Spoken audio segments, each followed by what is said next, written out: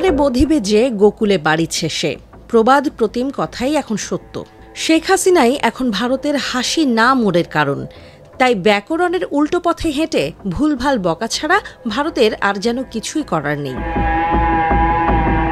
এই বাংলাদেশ নিয়ে ভারতের উদ্বেগ আর উৎকণ্ঠার শেষ নেই। এই বলছে ভালো সম্পর্ক চাই, তারপরেই আবার বলছে বাংলাদেশের সাথে ভারতের ভালো সম্পর্ক আছে। ভারতের কোন কথা সত্য, কোনটা কথার কথা সে নিয়ে রীতিমতো ধন্ধে পড়তে হয়।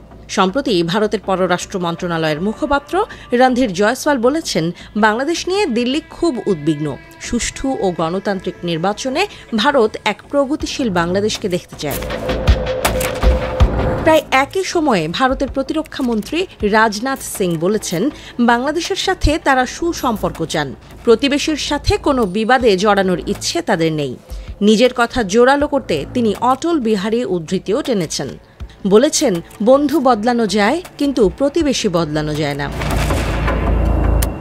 যদিও ভারতের সার্বিক আচরণ মোটেও প্রতিবেশী সুলভ নয়, বরং দিল্লি এখনও ঢাকার ওপর প্রভুত্ব ফলাতেই আগ্রহী বেশি। পরিবর্তিত বাস্তবতা ও নতুন বাংলাদেশকে তারা কোনোভাবেই মানতে চাচ্ছে না। এবার বাংলাদেশ নিয়ে আরেক কথা শোনালেন ভারতের সেনা প্রধান। তিনি দাবি করেছেন, বাংলাদেশ ও ভারতের সেনাবাহিনীর মধ্যে সম্পর্ক এই মুহূর্তে অত্যন্ত শক্তিশালী।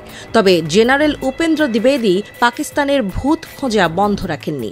তিনি বলেছেন, কোনো প্রতিবেশীর সঙ্গে পাকিস্তানের সম্পর্ক থাকলে সেটা তার জন্য যথেষ্ট উদ্বেগের বিষয়। একসাথে উদ্বেগ আর সুসম্পর্ক কিভাবে বজায় রাখা যায় সেই প্রশ্নে সমর বিশ্লেষকরাও অবাক বনে যাচ্ছেন। ইন্ডিয়া টুডেকে দেয়া এক সাক্ষাৎকারে বাংলাদেশ প্রসঙ্গে জেনারেল দ্বিবেদী বলেন, আমাদের সিদ্ধান্ত জানানোর জন্য যথেষ্ট সময় এখনো হয়নি। আগে একটি নির্বাচিত সরকার আসুক, তারপর দেখা যাক সম্পর্ক কোন দিকে যায়, তারপর দেখা যাবে কি করা যায়।